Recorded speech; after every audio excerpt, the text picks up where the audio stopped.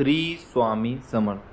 स्वामी म्हणतात, जेव्हा आपल्या आयुष्यात सगळ्यात चुकीच्या गोष्टी घडत असतात, जेव्हा तुम्हाला जाणीव होते तुम्ही पूर्णपणे एकटे पडला आहात, जेव्हा आयुष्यात मध्ये पुढे आपल्याला काय करायचे हे आपल्याला सुचत नाही, जेव्हा खूप दुःख असतात, प्रॉब्लेम असतात, तरी आपल्याला ते कोणाला सांगता येत नाही, जेव्हा वाटतं की आता सगळं संपलं, आता मी हरलो, आता मला नाही जमणार, मी थकलो, जेव्हा अचानक आपल्याला जवळची लोक आपल्यापासून लांब जातात, ज्याची आपण कधी अपेक्षासुद्धा केलेली नसते, जेव्हा वाटतं की कंटाळा आलाय, या आयुष्यात सगळ्या गोष्टी विरुद्ध होत आहे.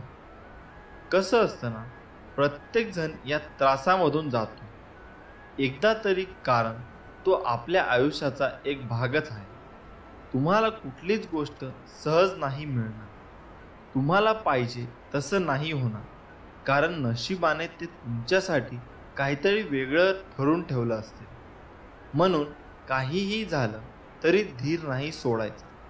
आज दिवस वाईट आहे, उद्याचा अजून वाईट, पण परवाचा दिवस चांगला असेल हे लक्षात ठेवा. कारण गोष्टी चुकीच्या घडत असतात, कारण त्यांना तुम्हाला काहीतरी शिकवायचं असतं, सांगायचं असतं, तुमचे धैर्य बघायचे असतात. तुम्हाला त्या सगळ्यांवर मात करायची आहे हे लक्षात घ्या. असं धीर सोडू नका आणि सर्वात पहिले नकारात्मक विचार आणू नका की असं नाही झालं तर, मला हे नाही जमलं तर, जर तरचा विचार करून काही होणार आहे. उलट असं विचार करा, मी अजून काय करू शकतो ज्याने माझे जिंकण्याचे चान्सेस अजून वाढतील.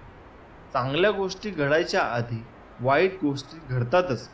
फक्त तेच दिवस असतात जेव्हा तुम्हाला स्वतःवर विश्वास ठेवायचा आहे आणि सांगायचं आहे की चल ठीक आहे, माझा आजचा दिवस वाईट गेला, म्हणून काय झालं, मला माहीत आहे मी नक्की यशस्वी होणार आहे. आज नाही जमलं, उद्या नाही जमलं, तुम्हाला स्वतःलाच मोटिवेट करायचं आहे.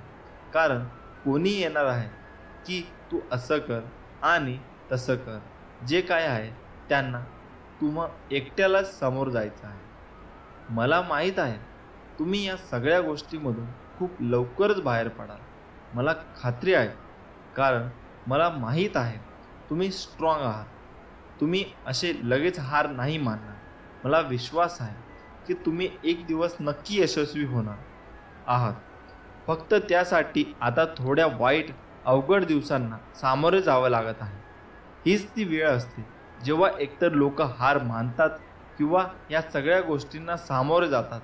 हा छोटासा फरक असतो यशस्वी आणि अयशस्वी लोकांमध्ये. तुम्हाला आयुष्यामध्ये खूप लोक भेटतील जे तुम्हाला या परिस्थितीमध्ये अजून निगेटिव्ह गोष्ट सांगतात की सोडून दे, नको याच्या मागे लागूस, काही होणार नाही, आपलं काहीतरी काम शोध. या सगळ्या गोष्टीत काही नाही आहे, उगाच वेळ घालवू नकोस. ते तुमच्यावर आहे की तुम्हाला त्याचं किती ऐकायचं आहे ते. कारण ही तीच लोक असतील जी तुम्ही यशस्वी झाल्यावर तुम्हाला शुभेच्छा देतील, फोटो काढायला येतील. कारण वेळेसोबत सगळं बदलतं. तुम्हाला ठरवायचं आहे की तुम्हाला नक्की काय करायचं आहे, कुठे जायचं आहे. एक गोष्ट लक्षात ठेवा, वाईट वेळेत कोणी नसतं आणि कोणाकडून अपेक्षा पण ठेवू नका. कारण हे तुमचं आयुष्य आहे, तुम्हाला सामोरे जायचं आहे. मग ती कुठलीही गोष्ट असू द्या, जे काही सुख दुःख असतील त्यासोबत जगायचं आहे. निर्णय तुमचा आहे की तुम्हाला हार मानायची आहे. आज का उद्यापासून परत नवीन ऊर्जा, नवीन प्रेरणा घेऊन सुरुवात करायची आहे. ही वेळ, हे क्षण एकदा निघून गेले का परत नाही मिळणार. दुःख असेल, टेन्शन असतील, तरी फक्त हा विचार करा की हे फक्त काही वेळेसाठी आहे. ही वेळ निघून गेली जाईल आणि होईल सगळं ठीक. श्री स्वामी समर्थ आहेत आपल्या पाठीमागे. भिवू नकोस, मी तुझ्या पाठीशी आहे असं म्हणणारे स्वामी समर्थ आपल्या नेहमी पाठी असतात. आपण फक्त मनापासून प्रयत्न केले पाहिजे व जिद्दीने आपण पुढे गेले पाहिजे. स्वामी म्हणतात, भिवू नकोस, मी तुझ्या पाठीशी आहे. एवढं वाक्य पुरेसं आहे कोणत्याही संकटावर मात करण्यासाठी. मनामध्ये श्रद्धा आणि विश्वास असेल तर कोणतीही गोष्ट अशक्य नाही आहे. कधीकधी आपल्या आयुष्यात काही गोष्टी अशा होऊन जातात ना की त्याचं दुःख कायम आपल्या मनात राहतं. कारण ते व्यक्ती आपल्या खूप जवळचे असतात आणि त्यांची आपल्याला सवय झालेली असते. पण शेवटी मरणं आपल्या हातात नसतं ना. जे व्हायचं असतं ते होतंच. हेच तर आयुष्य असतं. आज ना उद्या संपणारच. म्हणून हे आयुष्य आपण कसं जगायचं हे विचार करून जीवन जगलं पाहिजे. गेलेला हा आयुष्य परत नाही येणार. आता या कोरोनामुळे किती जणांनी आपले आई वडील, भाऊ बहीण, आजी आजोबा, मित्रमैत्रिणी गमावले असतात. त्यांच्यावर किती दुःख कोसळलं असेल याचा आपण विचारसुद्धा नाही करू शकत. आणि त्यात पण शेवटच्या क्षणीसुद्धा त्या व्यक्तीला बघता येत नाही. किती भयान परिस्थिती झाली असेल त्या व्यक्तीची. आपण रोज बघतो एवढी लोक मरतात, पण त्यांच्या फॅमिलीचं किती दुःख झालं असेल याची आपण कल्पनासुद्धा नाही करू शकत. मी जे हे तुम्हाला का सांगतो, कारण एकदा ती व्यक्ती गेली का दुःख करून काही होत नाही. म्हणून आहेत तेव्हाच काही राग वगैरे असेल तर सोडून, काही भांडण झाले असेल तर माफी मागून टाका. कुणी फसवलं, कुणी काय केलं त्याला आता काही अर्थ नाही आहे. जे व्हायचं होतं ते झालं. आत्ता जे चालू आहे त्यावर लक्ष द्या. उगाच छोट्याशा कारणावरून नातं तोडू नये. मान्य आहे त्याची चूक होती, पण श्वास आहे तोपर्यंत सगळं आहे. त्यानंतर सगळं संपतं. तो अहंकार वगैरे सोडून द्या. त्याने कोणाचंच भलं होत नाही. एक चांगला माणूस म्हणून जगा, कारण तुम्ही आयुष्यभर एक चांगले म्हणून जगले ना, तर ते लोक चांगले बोलाले म्हणून, नाही तर त्यातून जो आनंद आणि सुख भेटतो तो कशातच नाही आहे. जे होईल ते होतं, ते होऊन गेलं. ज्या गोष्टी होऊन गेल्या त्याच्यावर विचार करून रडून स्वतःला त्रास करून घेणं फक्त तुम्हाला त्रास देणार होय. तुम्हाला असं वाटत असेल की ते परत येतील तर ते फक्त आपले भास असतात. कारण लोक येण्यासाठी जात नाही कधीच, फक्त तुमचं मन ते ॲक्सेप्ट करत नाही आहे सध्या. प्रत्येक व्यक्तीला दुःख असतात, मग सगळेच आशा सोडतात का? नाही रे. मान्य आहे सगळ्यांच्या आयुष्यात प्रॉब्लेम वेगवेगळे असतात, पण म्हणून हे कारण देऊन तुमचे प्रॉब्लेम सॉल्व नाही होणार आहे.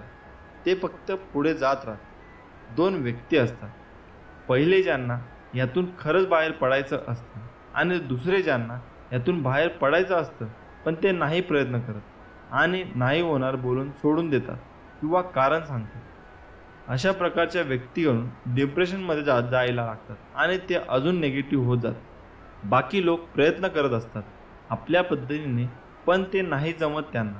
त्यांनी निराश होऊन नका, कारण ते सांगण्याची पद्धत बदला. तुम्ही नक्की बाहेर पडाल यातून, अशी मला खात्री आहे. कारण अशक्य असं काहीच नसतं. बाकी सर्व स्वामींवर सोपा. तुम्ही फक्त प्रयत्न करा.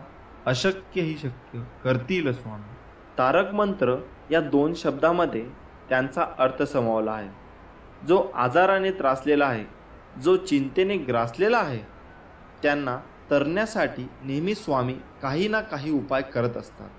म्हणून स्वामी समर्थांनी आपल्याला तारक मंत्र देऊन अनमोल अशी भेट दिली आहे. मित्रांनो, स्वामी समर्थ तारक मंत्रात फार ताकद आहे. तारक मंत्रात इतकी प्रचंड शक्ती आहे की तुम्ही आणि आपण कोणीसुद्धा याचा विचारही करू शकणार नाही. शेवटी स्वामींची ही शक्ती आहे. स्वामींची अगम्य शक्ती या तारक मंत्रामध्ये सामावली आहे. म्हणूनच स्वामी समर्थ तारण मंत्र तुम्ही म्हणायला सुरुवात करा आणि बघा तुमच्या शरीरात मानसिक बळ येते. या मंत्राचा अनुभव अनेकांनी घेतला आहे आणि ज्यांना कोणाला डिप्रेशन आले आहे, सगळं संपल्यासारखं वाटतंय, त्याने सतत तारक मंत्र म्हणावं व स्वामी यांचे प्रेम अनुभवावे. तर तारक मंत्र या नावातच सर्व काही आहे. तारक म्हणजे तारणारा. तुम्हाला डिप्रेस वाटते, मग म्हणा तारक मंत्र. तुमचे काम अडले आहे, मग म्हणा तारक मंत्र. एकाकी एकटा पडल्यासारखं वाटत आहे, रडू येते किंवा उदास वाटतंय, या सगळ्यावरही एकच औषध आहे, तो म्हणजे आपल्या स्वामींचा तारक मंत्र. मित्रांनो, उदाहरण देऊ तेवढी कमीच आहे. हा तारक मंत्र इतका ताकदीचा आहे की तारक मंत्राची एक एक ओळ मनापासून समजून वाचली तर खरी जादू काय आहे हे आपल्याला नक्की समजेल. मंत्रांच्या पहिल्या ओळी तर स्वामीने असं सांगितलं की हे मना, तू निशंक हो, निर्भय हो.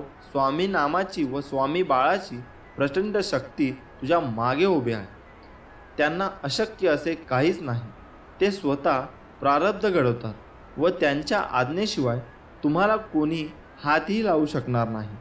स्वामी शक्ती इतकी अफाट आहे की आपल्याला आपल्या मनाला सांगावे लागेल, किती उगाच भीतोस, हे भय पळून जाऊ दे. स्वामी पाठीशी असताना भय कशाला हवे?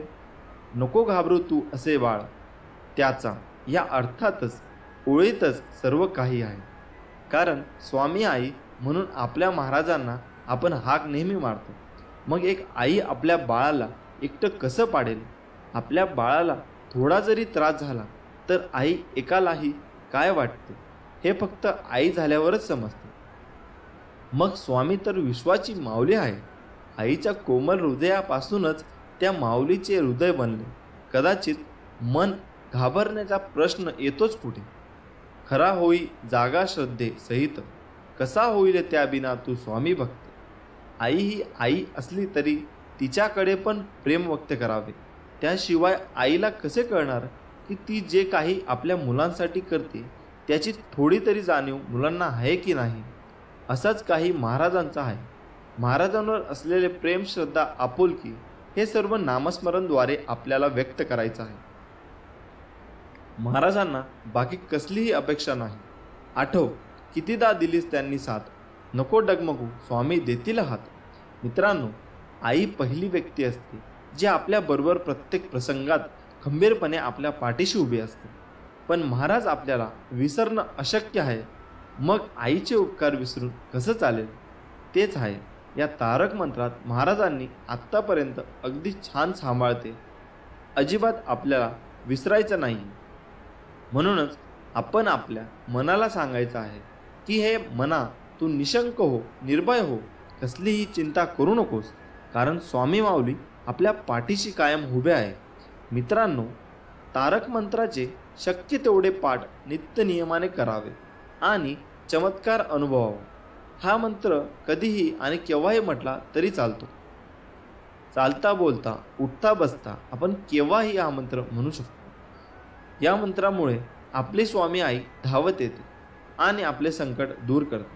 म्हणूनच या मंत्राची जादू प्रचिती हा मंत्र म्हणून घ्यावी. जर का हा मंत्र तुम्ही हळूहळू म्हटला तर खूपच बरं शक्ती अंगात संचारते. हा माझा आणि आपला स्वामी भक्तांचा अनुभव आहे. या मंत्रात एक कडवे असे आहे की अतर्क्य अवधूत हे स्मर्तगामी, अशक्य ही शक्य करतील स्वामी. फक्त आणि फक्त या वचनावर आणि स्वामींवर विश्वास ठेवा आणि बघा, या जगातील कितीही मोठी गोष्ट असू द्या, ते तुम्ही सहज मिळवाल. आणि नंतर तुमचे आजूबाजूचे मित्र किंवा नातेवाईक तुम्हाला म्हणतील, अरे तू असे काय करतो आहे की तुझी प्रगती एकदम झपाट्याने होते. तेव्हा मनातल्या मनात स्वतः बोला की माझ्या मागे माझे गुरु स्वामी समर्थ आहेत. या जगाचा जो एकच मालक आहे. या जगात झाडांची पानेसुद्धा त्यांच्या इच्छेने हलतात. आपल्या सर्वांचे ते रक्षण करतात. असे स्वामी महाराज माझ्या मागे होते, आहेत आणि कायम राहणार. श्री स्वामी समर्थ. जय जय स्वामी समर्थ. श्री स्वामी समर्थ. जय जय स्वामी समर्थ. आपल्याला स्वामी महाराज काय म्हणायचे? भिवू नकोस, मी तुझ्या पाठीशी आहे. श्री स्वामी समर्थ यांचे विचार खरंच जीवन बदलून टाकणारे आहे. होय मित्रांनो, श्री स्वामी समर्थ महाराज आजही आपल्या सोबतच आहे. त्यांच्या अस्तित्वाची प्रचिती आजही आपल्याला येत असते. ज्यांचे स्वामींवर नितांत श्रद्धा आणि भक्ती आहे त्यांना श्री स्वामींचा साक्षात्कार आजही होत असतो. कारण स्वामी आपल्याला सोडून गेलेच नाही, ते आपल्यामध्येच आहे. म्हणूनच तर त्यांनी समाधी घेण्याअगोदर काही क्षण असे म्हटले होते, अरे हा मी मेलेला नाही, मी जाणारही नाही, मी सदैव तुझ्या जवळच राहील. माणसाच्या इच्छा पूर्ण होत नाही तेव्हा क्रोध वाढतो आणि इच्छा पूर्ण होतात तेव्हा लोभ. ध्येय ठेवाल तर आयुष्यातील सर्व लढाया जिंकू शकाल. फक्त आपल्या परमेश्वरावर विश्वास ठेवा, जसा अर्जुनाने कृष्णावर ठेवला होता. स्वामी म्हणतात, तू फक्त नाम घे, तुझे कार्यकाळ मी स्वतः चालवत आहे. अरे, आपण दोघेही या जन्मातच नाही तर मागच्या कित्येक जन्मांपासून एकत्र आहोत. तुझ्या मागील जन्मीचा सगळा लेखाजोखा माझ्या नजरेसमोर आहे. बैलासारखे कष्ट कर, व्यवहारात लबाडी करू नकोस. माझे सगळे लक्ष आहे तुझ्यावर. आपल्यापेक्षा कमजोर आणि अपंग लोकांना यथाशक्ती मदत कर. तुझ्या पदाचा, प्रतिष्ठेचा, पैशाचा अहंकार अजिबात करू नकोस. तुझ्या वाट्याला येणारे भोग आणि त्यांचे दुःख भोगल्यानंतर मी तुला नक्की जवळ करेन. लक्षात ठेव, मी तुझा हात पकडला आहे, तो सोडण्यासाठी नाही. फक्त मला विसरू नकोस. तुझे प्रत्येक चांगले कर्म मला समर्पित करत जा. पुण्याचेच काम करत जा. मग मी तुला लहान बाळासारखे सांभाळले, तुझे लाड करीन. पण तू जर का लोकांच्या मार्गात अडचणी निर्माण करणार असशील तर मी तुझ्या कमरेत देखील लाथ घालेन. तू 16 मान किंवा नको माणूस चालेल, पण तुझ्या आचार मात्र नीट आणि पवित्र ठेव. तू रोज 11 माळे जप, स्वाध्याय कर किंवा नको, शास्त्र वाच किंवा नको वाचूस. तुझी निवड त्यासाठी वेळ नाही दिला तरी चालेल, पण आपल्या माणसांची मने नक्की वाचा. बघ तुला हे जमते का? तू मंदिरात सेवाला ये किंवा नको येऊस, ही तुझी आवड आहे. त्यासाठी सवय नसली तरी चालेल, पण सेवेत असलेल्या भक्तांमध्ये देव पाहायला नक्की शिक. विचारांवर लक्ष ठेव, त्यांचे शब्द होतात आणि शब्दांवर लक्ष ठेवा, त्या कृतीत उतरतात. कृतींवर लक्ष ठेवा, त्या सबबी बनतात, आणि सबबींवर लक्ष ठेवा, त्यातून चरित्र घडते.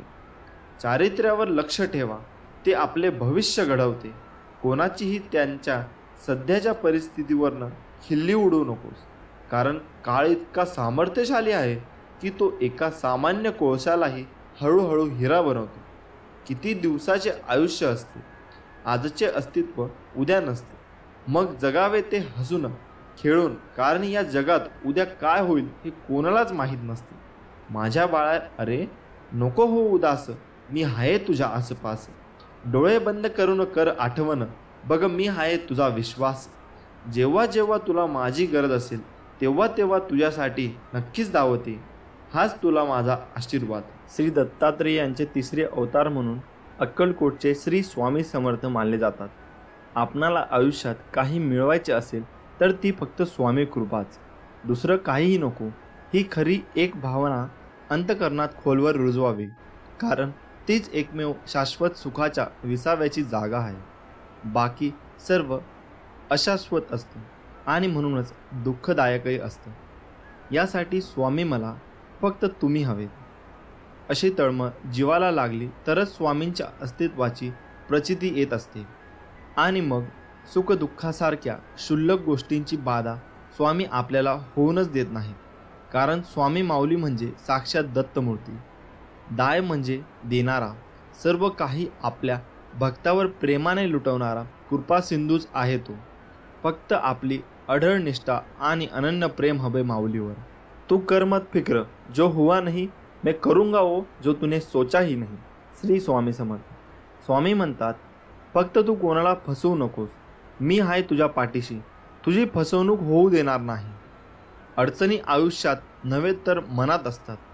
ज्या दिवशी मनावर विजय मिळवाल त्या दिवशी आपोआप मार्ग निघल. जी झुंज तू खेळतो आहेस मनासी, त्यात तुला मार्ग दाखवत असणार मी. भिवू नकोस, मी तुझ्या पाठीशी आहे. जीवनात सगळ्याच गोष्टी वाईट घडत असतील, एकही गोष्ट आपल्याला पाहिजे तशी होत नसेल तर रडत नाही बसायचं. कदाचित तुमच्या काम करण्याची पद्धत चुकीची असू शकते, फक्त तेव्हा एकच गोष्ट लक्षात ठेवा, जर बाकीचे करू शकतात तर मी का नाही.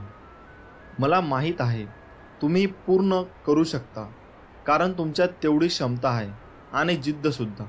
आता तुम्ही चालू केलेली शर्यत तुम्ही संपवायची आहे, कारण लोक इथे तुमच्या हरण्याची वाट बघत आहे.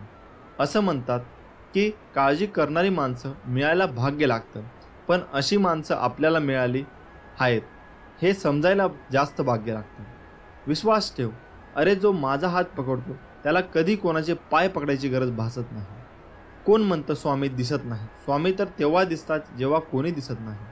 श्री स्वामी समर्थ. माणूस विचार करतच असतो, पण ते विचार चांगले असावेत आणि त्याची दिशा चांगली असावी, हे महत्त्वाचे. थोर व्यक्तींचे विचार हे आपल्याला जगण्याला एक प्रकारे दिशा देत असतात. श्री स्वामी समर्थ म्हणतात, उपवास हा नेहमी अन्नाचाच का करावा? कधीकधी वाईट विचारांचाही करावा. कधीकधी उपवास अहंकाराचा करावा. कधीकधी उपवास मीपणाचा करावा. आयुष्यात एक गोष्ट नेहमी लक्षात ठेवा, मीपणा सोडा, मोठे व्हाल. स्वामी म्हणतात, हृदयातल्या मंदिरात अंधार असेल तर घरातल्या देवारात दिवा लावून फायदा नसतो. जर तुम्ही स्वामींच्या या बोलण्यावर सहमत असाल तर कमेंट बॉक्समध्ये श्री स्वामी समर्थ नक्की लिहा. स्वामी म्हणतात, जर माझे नाव तुझ्या ओठाशी आहे तर घाबरतो कशाला? मी सदैव तुझ्या पाठीशी आहे. तुम्ही नाम घेता म्हणून मी तुमच्या मागे पुढे चालतो. नामानेच मन अंतकरणात प्रवेश करून स्थिर बनते. नामाने काळजी वाटणे नाहीसे होते. मग तळमळही आपोआप जाते. मृत्यूनंतर जे जे काढून घेतले जाईल तो संसार असेल, पण मृत्यूनंतर जे चितेच्या ज्वालासोबत लपटून घेईल ते तुमचे कर्म असेल आणि मी तुमच्यासोबत असेन. मी तुझ्या मदतीला सांगून नाही, न बोलता धावून येईन. फक्त माझ्यावर विश्वास ठेव. श्री स्वामी समर्थ. काळजी करू नको. खूप आयुष्य सुंदर आहे. बघण्याचा फक्त दृष्टिकोन बदला. नियत कितीही चांगली असू द्या, ही दुनिया आपल्या दिखाव्यावरून आपली किंमत ठरवत असते. आणि आपला दिखावा कितीही चांगला असू द्या, परमेश्वर आपली नियत ओळखून आपल्याला फळ देत असतो. आता तुम्ही कमेंट करून नक्की सांगा, आपल्याला नियत चांगली ठेवली पाहिजे की दिखावा? हातावरील रेषेत दडलेले भविष्य पाहू नका, तर त्याच्या हाताप्रमाणे प्रामाणिकपणे काम आणि मुखात स्वामी नाम राहू द्या. एक शब्द आहे नशीब, याच्याशी लढून बघा अन हरला नाही तर सांगा. अजून एक शब्द आहे स्वामी, आंतरत्याने बोलून तर बघा. मनासारखं नाही झालं तर सांगा. तुम्हाला स्वामींचा चमत्कार बघायचा असेल तर कमेंट बॉक्समध्ये स्वामी महाराज माझ्या मदतीला धावून या असे लिहून पहा. विभूती नमन नाम ध्यानादी तीर्थ स्वामींचं या पंच प्राणाभूतात हे तीर्थ घे. आठवी रे प्रचितीनं सोडेल, स्वामी घ्या घेई हाती. जेव्हा जेव्हा तुला माझी गरज असेल तेव्हा तेव्हा तुझ्यासाठी नक्कीच धाव येईन. हाच तुला आशीर्वाद. श्री स्वामी समर्थ. प्रार्थनेचे फळ लवकर मिळावे म्हणून स्वामींचा हा उपदेश कायम लक्षात ठेवा. देवाने आपली इच्छा पूर्ण करावी असे प्रत्येकाला वाटते, पण त्या मागण्यात किती आर्तता आहे हे देव ताडून पाहतो.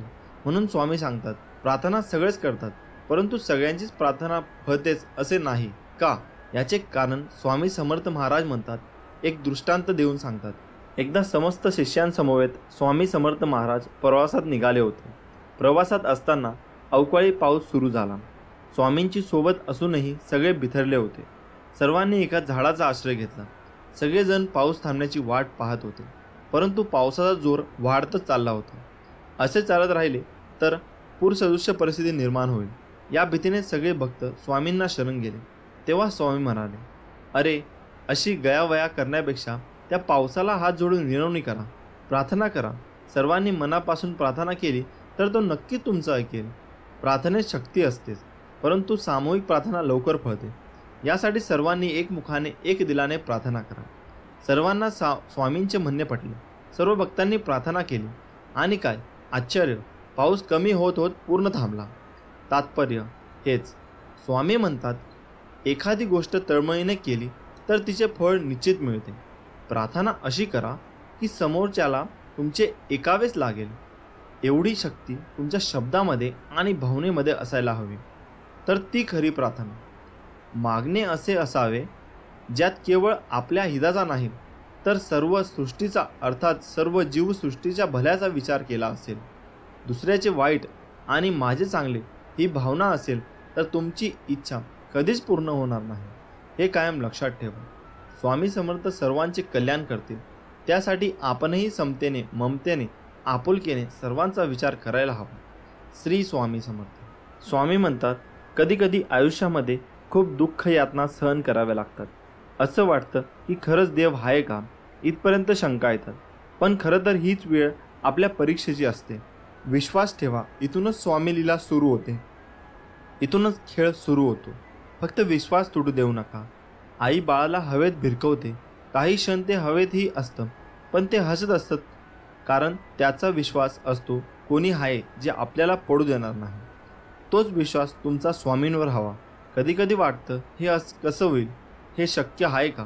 पण लक्षात ठेवा की तुम्ही तुमच्या बुद्धीच्या कुवतीवर शक्य आणि अशक्य ठरवता, पण स्वामींना या जगात अशक्य असे काहीच नाही. अशक्य ही शक्य करतील स्वामी. स्वामी तेच देतात जे तुमच्यासाठी योग्य आहे, फक्त तुमचा त्याच्यावर विश्वास पाहिजे. उधळा गुलाल वाजवा रे नगारे, त्रैलोक्याचे स्वामी आज धरतीवर आले. अनुसूयेचा तूच दत्त, सुमतीचा तूच श्रीपाद, अंबा भवानीचा तूच नरहरी, आम्हा कैवाऱ्यांचा तूच स्वामी. अशक्य ही करतील हे सारे करीतो शक्य, एक क्षणात भिवू नकोस मी तुझ्या पाठीशी आहे, असे सदा सांगे आम्हास. नमस्कार मित्रांनो, सर्वप्रथम तुम्हाला सर्वांना श्री स्वामी समर्थ. आज आपण या व्हिडिओच्या माध्यमातून स्वामींच्या प्रकट दिनाविषयी खरी हकीकत जाणून घेणार आहोत. चला तर मित्रांनो, जाणून घेऊया स्वामी समर्थ महाराज कधी आले, कुठून आले, ते कोण होते याबद्दल कोणालाच काही माहीत नाही. पण स्वामीसूत नावाचे त्यांचे एक अतिशय महान भक्त होऊन गेले. त्यांना स्वामी समर्थ आपला मुलगा मानायचे. तर त्यांच्या अनुभवावरून आपल्याला समजेल की स्वामी कसे प्रकटले. तर स्वामींच्या प्रकटण्याची हकीकत अशी, शेकडो वर्षापूर्वी एका पंजाब प्रांतात हस्तिनापूरपासून 12 कोस जवळपास 24 किलोमीटर अंतरावर छेलीखेडा नावाचा गाव होता. त्या ठिकाणी विजयसिंग नावाचा एक लहान मुलगा आपल्या भाऊ आणि भावजायाबरोबर राहायचा. तो मुलगा कोणाही बरोबर मिसळायचा नाही. तर तिथून थोड्याशा अंतरावर असणाऱ्या साधारण पडक्या अशा जागेत एक खूप मोठा वटवृक्ष होता. त्यात एक छोटीशी दिवळी होती आणि त्यात एक छोटीशी गणपतीची मूर्ती होती. तर तो विजयसिंग खूप खिशात गोट्या भरून तिथे जायचा आणि त्या गणपतीबरोबर खेळायचा. पण तो मुलगा गणपतीला आपला मित्र मानून त्याचाही डाव स्वतःवरच घेऊन खेळायचा. असेच एक दिवस जात होते आणि त्या परमात्म्याला आपल्या आविष्कार दाखवण्याची गरज वाटू लागली आणि त्याने विजयसिंगला कारण बनवून आपल्या आविष्कार दाखवले. तर तो दिवस होता चित्रशुद्ध द्वितीया आणि विजयसिंग रोजच्या आपल्या पद्धतीने याही दिवशी तिथे गेला गणपतीबरोबर. पण आज अचानक त्याच्या मनात आले की रोज आपण खेळतो आणि आज याने पण खेळायचे. आणि सर्व गोट्या त्या मूर्तीच्या समोर टाकल्या व ते बोलले, बाप्पा, रोज मीच तुझा डाव खेळतो, पण तू आज नाही, आज तूच खेळायचं. बस इतकेच त्याच्या तोंडातून शब्द निघतच धरणी कंपत होऊ लागली. सर्वत्र ढग जमून अंधार होऊ लागला. वारे वेगाने वाहू लागले आणि कोणालाच काही कळेना की काय होते. पण काय करणार, ती अद्भुत शक्ती आज प्रकटणार होती आणि तिच्याच आगमनाने ही सूचना होती. आणि ज्या ठिकाणी गणेश मूर्ती होती त्या ठिकाणी धरणी दुभंगून एक 8 वर्षाची अतिशय तेजस्वी एक बालमूर्ती पकडली. आणि ते दुसरे तिसरे कोणीही नसून प्रत्यक्ष परब्रह्म श्री स्वामी समर्थ महाराज. आणि तो विजयसिंग गोट्या खेळताना तेव्हा स्वामींकडून हरला आणि बालरूप स्वामींनी त्याला गोट्या उधार दिल्या आणि परत भेटण्याचे वचन देऊन तेथून ते गुप्त झाले. आता शंका ही उपस्थित होईल की ही गोष्ट कशी काय कळाली. पण या गोष्टीचा उलगडा आज झाला.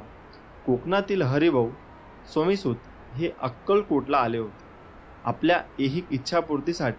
तेव्हा ते तिथे काही दिवस वास्तव्याला होते. आणि एक दिवस स्वामींना त्यांना जवळ बोलावले, मांडीवर घेतले, सांगितले की आजपासून तू माझा सूत झालास.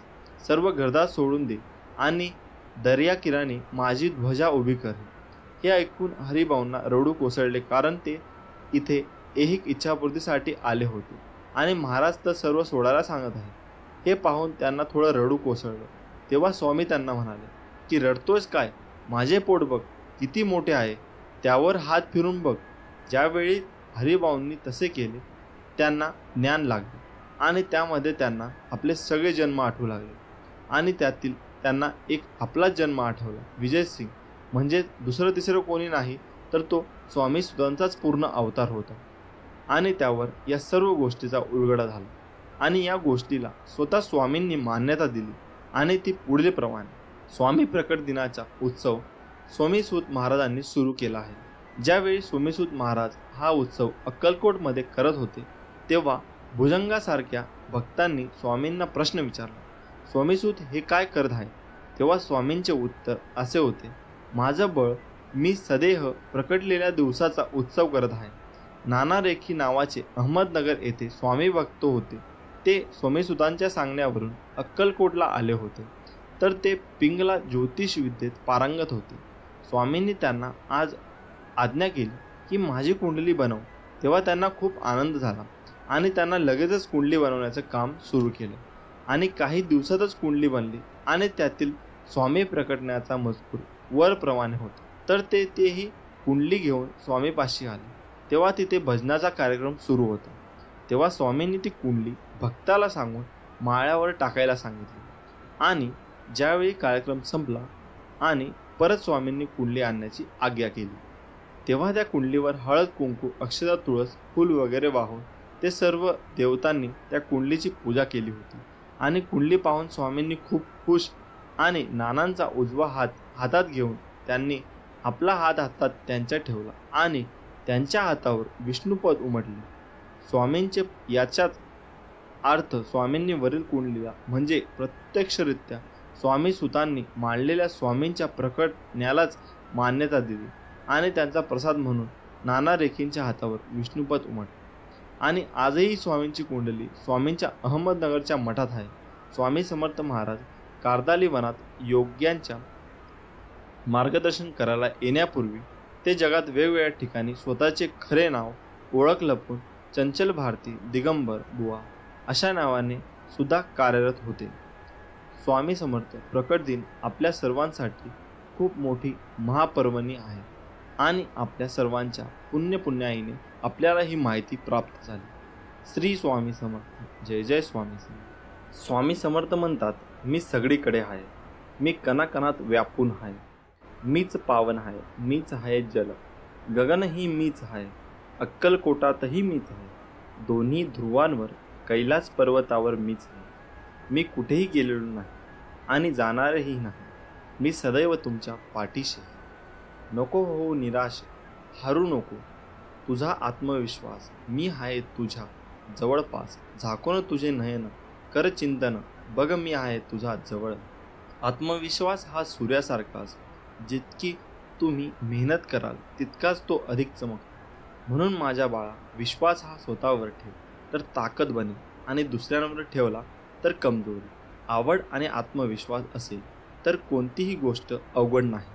तू जिथे आहेस त्या पलीकडे जाण्याचा प्रयत्न कर. प्रयत्न कधीही अयशस्वी होत नाही.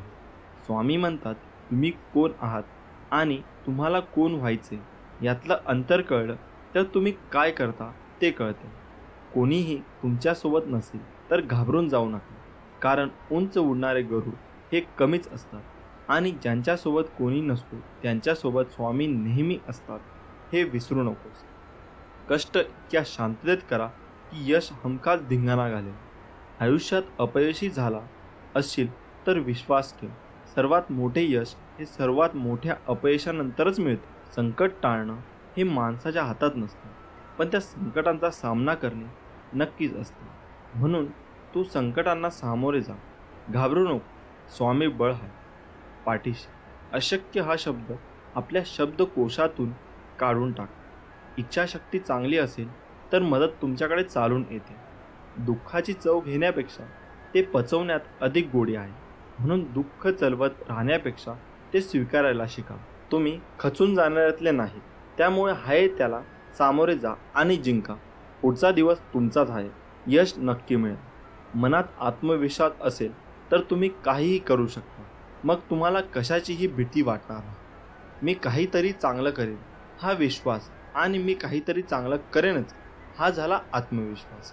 घाबरण्यासारखा वाईट कोणताही व्हायरस नाही आणि त्याला सामोरे जाण्यासारखे कोणतेही चांगले वॅक्सिन नाही. सूर्य मावळतोच ते नवीन दिवस घेऊन येण्यासाठी.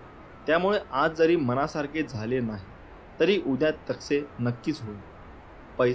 पैज लावायचा असेल तर तो स्वतः सोबत लावा. हरलात तर काहीतरी नवे शिका आणि जिंकलात तर पुढे वाटचाल करा. मित्रांनो, आपण खूप मेहनत करत असतो. मेहनत करून आपला जीव टांगणीला लावत असतो, परंतु खूप पैसा कमवून सुद्धा आपल्या घरामध्ये नेहमी दरिद्रता येत असते. अनेकदा आपल्याला या सगळ्या गोष्टी मागील कारण समजत नाही.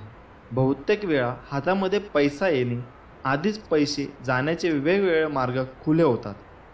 पैसा जरी घरात आला तरी तो जास्त काळ आपल्या खिशामध्ये राहत नाही. यावेळी आपण चिंता व्यक्त करत असतो. अनेकदा आपले मानसिक खच्चीकरण होते आणि अनेकदा आपण तणावाखाली जातो. घरात गरिबी येण्याची ही आहेत 9 लक्षणे.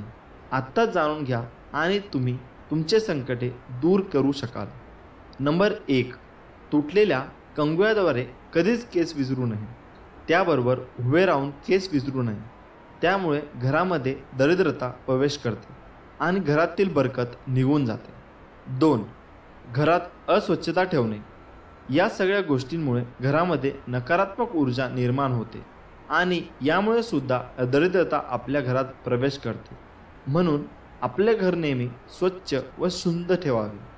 नंबर 3, कपडे घालताना नेहमी उजव्या बाजूने सुरुवात करावी. काही व्यक्ती यांना डाव्या बाजूने कपडे घालण्याची सवय असते. हे अत्यंत चुकीचे आहे.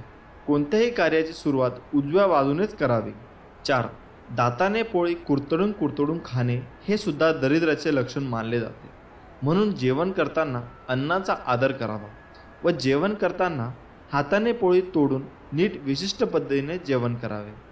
नंबर 5, काही व्यक्तींना दातांची नखं खाण्याची सवय असते. ही सवय सुद्धा अत्यंत वाईट आहे. असे केल्याने घरामध्ये दरिद्रता निर्माण होते व आपल्या घरामध्ये कोणत्याही प्रकारची बरकत राहत नाही. नंबर 6, जर तुम्ही कपडे विकत घेण्यास सक्षम असेल तरीही तुम्ही फाटलेले कपडे घालत असाल तर हे दारिद्र्याचे लक्षण आहे. ज्या व्यक्तीकडे गरीब आहेत त्यांनी नवीन कपडे घेण्याची परिस्थिती नाही, अशा व्यक्तीने जर फाटलेले तुटलेले मळके कपडे घातले तर काही हरकत नाही, कारण की त्यांची नवीन कपडे घेण्याची परिस्थिती नाही. म्हणून जर तुमची परिस्थिती चांगली असूनसुद्धा जर तुम्ही फाटलेले घाणेरडे कपडे घालत असाल तर यामुळे तुमच्या जीवनामध्ये दारिद्रता येऊ शकेल. म्हणून अशा प्रकारचे कपडेसुद्धा शक्यतो घालू नये. नंबर 7, सकाळी सूर्योदयानंतर सुद्धा झोपून राहणे हे दारिद्र्याचे एक लक्षण आहे. सकाळी आणि संध्याकाळी माता महालक्ष्मी आपल्या घरात प्रवेश करत असते. जर अशा वेळी आपण झोपलेले असू तर माता महालक्ष्मी आपल्या घरामध्ये प्रवेश न करताच निघून जाते आणि यामुळे आपल्या घरामध्ये सुख शांती वैभव येत नाही. त्याचबरोबर अलक्ष्मी म्हणजे गरिबी भरपूर प्रमाणामध्ये येऊ लागते. म्हणून सूर्योदयापूर्वी उठून घराची स्वच्छता करून माता महालक्ष्मीचे स्वागत करावे. पिण्याचे पाणी रात्री होडे अजिबात ठेवू नये. हे सुद्धा दरिद्र येण्याची लक्षणे मानले जाते. म्हणून पिण्याचे पाणी नेहमी झाकून ठेवायला हवे. नंबर 8, दारासमोर चप्पल जर उलट्या असतील तर त्यांना आपण सरळ करायला हव्यात.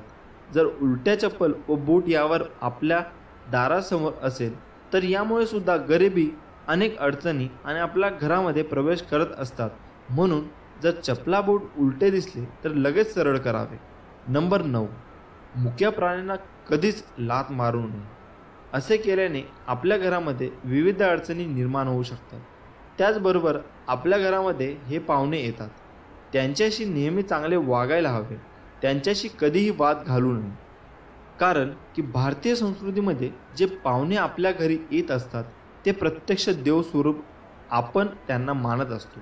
भारतीय संस्कृतीमध्ये अतिथी देवो भव असे म्हटले जाते, कारण की पाहुण्यांना आपण देवाचा दर्जा देत असतो.